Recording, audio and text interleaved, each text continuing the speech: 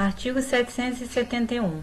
Sob pena de perder o direito à indenização, o segurado participará o sinistro ou segurador, logo que o saiba, e tomará as providências imediatas para monitorar as consequências.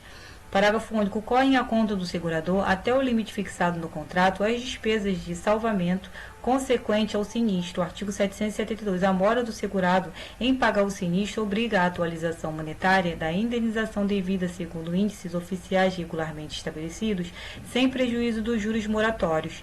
Artigo 773. O segurador que, ao tempo do contrato, sabe estar passado o risco de que o segurado se pretende cobrir e, não obstante, expede a apólice, pagará em dobro o prêmio estipulado. Artigo 774. A recondução tácita do contrato pelo mesmo prazo, mediante expressa cláusula contratual, não poderá operar mais de uma vez. Artigo 775. Os agentes autorizados do segurador presumem-se seus representantes para todos os atos relativos aos contratos que agenciarem. Artigo 776. O segurador é obrigado a pagar em dinheiro o prejuízo resultante do risco assumido, salvo se convencionada a reposição da coisa. Artigo 777. O disposto no presente capítulo aplica-se no que couber aos seguros regidos por leis próprias. Seção 2 do seguro de dano. Artigo 778. Nos seguros de dano, a garantia prometida não pode ultrapassar o valor do interesse segurado no momento da conclusão do contrato, sob pena do disposto no artigo 776 e sem prejuízo da ação penal que no caso couber. Artigo 779. O risco do seguro compreenderá todos os prejuízos resultantes ou consequentes, como sejam os estragos ocasionados, para evitar o sinistro, minorar o dano ou salvar a coisa. Artigo 780. A vigência da garantia no seguro de coisas transportadas começa no momento em que são pelo transportador recebidas e cessa com a sua entrega ao destinatário. Artigo 781. A indenização não pode ultrapassar o valor do interesse segurado no momento do sinistro e, em hipótese alguma, o limite máximo da garantia fixado na apólice, salvo em caso de mora do segurador.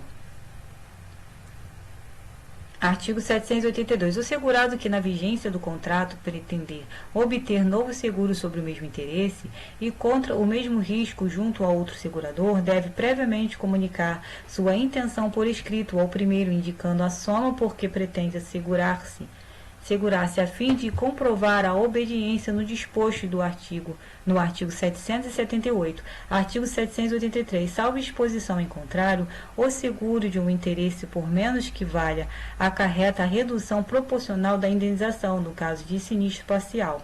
Artigo 784. Não se inclui na garantia o sinistro provocado por vício intrínseco da coisa segurada, não declarado pelo segurado. Parágrafo único. Entende-se por vício intrínseco o defeito próprio da coisa que se não encontra normalmente em outras da mesma espécie. Artigo 785. Salvo disposição em contrário, admite-se a transferência do contrato a terceiro com a alienação ou cessão do interesse segurado.